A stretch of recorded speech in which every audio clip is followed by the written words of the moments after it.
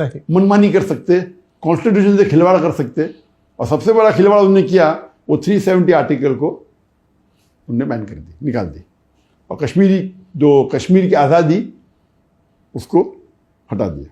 और उस वक्त ये चल रहा था, जब 370 निकालने के पहले कुछ महीने पहले उनने अपने एक सबॉर्डिनेट, एक एमिसरी इंग्लिश में बोलते, एक आदमी को भेजा मुझे मिलने के लिए मलेशिया में।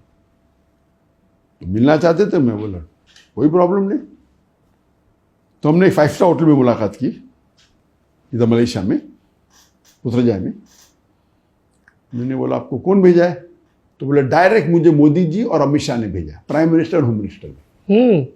ये कभी की बात है, 2018 जब ये 370 आर्टिकल निकला कश्मीर का, उसके कुछ महीने पहले। सही। 18 था या 2018 तकरीबन, 19 जो भी था। तो क्या बात हुई इसमें? उन्होंने कहा कि हम आपके हमारे बीच में दरमियान मिसअंडरस्टैंडिंग हटाना चाहते। सही। तो मैंने कहा मेरे हिसाब से अगर मुझे कोई दुनिया में मेरे फैमिली के बाद अच्छी तरीके से जानता है वो आपकी इंटेलिजेंस है। मेरे फैमिली के बाद अगर मुझे कोई एकदम गहराई से जानता है वो आप लोग हैं। मेरी जिंदगी तो एक ओपन बुक है, खुली किताब है। वो अलग बात है कि आपको मेरे काम पसंद नहीं आते, लेकिन मैंने कोई भी कॉन्स्टिट्यूशन का एक भी हिस्सा I have not broken any law of Indian government. वो पैचअप करना चाह रहे थे आप लोग? हाँ बिल्कुल सही। क्यों? तो बात तकरीबन हुई 5-6 घंटे तक। अच्छा। लंच भी किया अपने साथ में। तो बोले नहीं आप इतने मशहूर है, हम आपके साथ होना चाहते हैं, हम चाहते आपको एकदम वापस इंडिया बुलाए, एकदम पूरे विद फुल, आप इतने मशहूर, आप इतना अच्छा काम कर रहे, आपकी नॉलेज क्या है दिन के बारे में, आप हिंदुइज्म की नॉलेज रखते हैं, ब्ला ब्ला ब्ला। तो मैं बोला आप चाहते क्या है? बोले कुछ नहीं, हम चाहते ट्रैप तो नहीं था डॉक्टर साहब के आए तो पकड़ लो, अल्लाह वालों। अच्छा। तो मैंने बोला कि आप चाहते क्या है? नहीं हम सिर्फ चाहते हैं कि हमारे ताल्लुकात अच्छे हो जाए। तो मैं उन्हें साफ कहा कि देखो आप अगर मुझसे कुछ काम लेना चाहते हैं, मैं मेरे देश के लिए, मुल्क के लिए काम करने को तैयार हूँ। मेरी 2 शर्तें। एक शर्त है जो आप मुझे कहेंगे वो कुरान और हदीस के खिलाफ नहीं होना चाहिए, नंबर 1 शर्त। अल्लाह और अल्लाह के रसूल टीचिंग के खिलाफ नहीं होना चाहिए। और नंबर 2 मुझे आपके पैसे की जरूरत नहीं।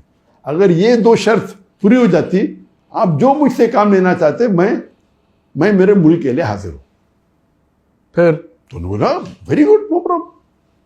तो गुफ्तगू हुई, काफ़ी गुफ्तगू हुई। आप चाहते क्या? नहीं कुछ नहीं, हम कोशिश करेंगे अभी आपको वापसी आने के लिए।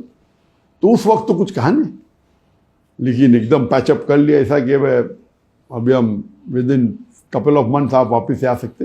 मुझे उम्मीद तो थी नहीं।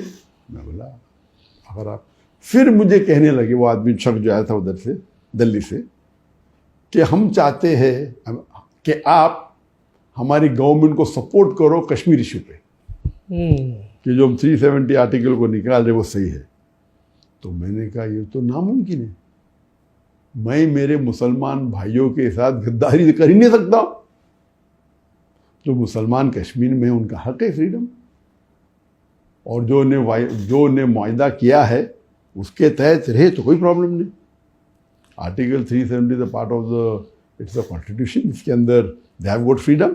कुछ चीज़ के अंदर ऑटोनॉमी है, कुछ चीज़ के अंदर वो साथ में इंडियन गवर्नमेंट के है। लेकिन आप अगर कहीं ऑटोनॉमी को निकाल देंगे वो तो जाती है उनके ऊपर। इंडिया को इंडिपेंडेंस जब मिला, काफ़ी ऐसे जो पार्ट्स ऑफ इंडिया है जो ऑटोनॉमस, इसमें तो मैं कुछ कर नहीं सकती। तो ये तो कुरान के खिलाफ है, हदीस के खिलाफ है, मेरे मुसलमान भाई के साथ गद्दारी है। उनका रिएक्शन तो नहीं ऐसा मत, वैसा कुछ लिखो, मैं last out of the question. हाँ ये बोल सकते हो क्या गलत हो रहा है ये बोल सकते हो क्या गलत हो रहा है, and I am totally against it.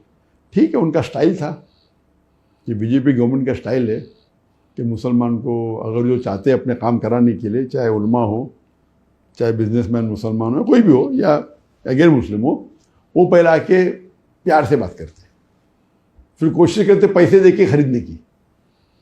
नहीं खरीद जाता धमकी देते अंदर कर लेंगे। ये उनका फॉर्मूला है, प्यार से करके तारीफ करो, हम तुमको फ़ायदा देंगे, नंबर 2 पैसे दे के खरीद, अक्सर ये पहले 2 में अक्सर लोग मान देते।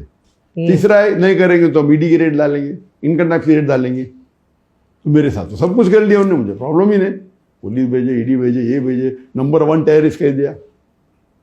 तो मैं थैंक यू बोलता कि लोग, मुसलमान में तो काफ़ी लोग, अक्सर लोग जानते थे इंडिया में, गैर मुस्लिम में भी जानते थे, लेकिन मोदी के बाद ये गोदी मीडिया जो है, वो जो मुझे हमेशा मीडिया पे आने की वजह से अभी तो माशाअल्लाह बहुत small percentage non Muslim India में होंगे जो मुझे नहीं जानते। नहीं, मुझे नहीं लगता कि नहीं जानती होगी, बहुत बहुत कम होगी। तो ये उनकी बदौलत है। और उसके बाद लेकिन जब भी मैं ट्रैवल करता हूँ, चाहे मलेशिया में हो या बाहर हो, गैर मुसलमान अब भी मुझसे मोहब्बत करते हैं। उनका मेन प्रॉब्लम था कि जब मुसलमान में लेक्चर में आते वो अलग बात है, लेकिन मुतासर होके वो इस्लाम की जो गलत फहमी दूर हो जाते, और काफ़ी लोग इस्लाम भी कबूल करते। तो उसके वजह से उनका नुकसान हो रहा था, वो हिंदुत्व का जो स्टेटमेंट था ना। और फिर बाद में NEC एक्ट आ गया, वो बिल पास हो गया, वो चाहते थे उसके अंदर भी मैं सपोर्ट करूँ, मैं बोला आउट ऑफ द क्वेश्चन। वाह। तो उस टाइम क्योंकि हम वापस तो पहलू पे आते कि वो मेजॉरिटी में थे,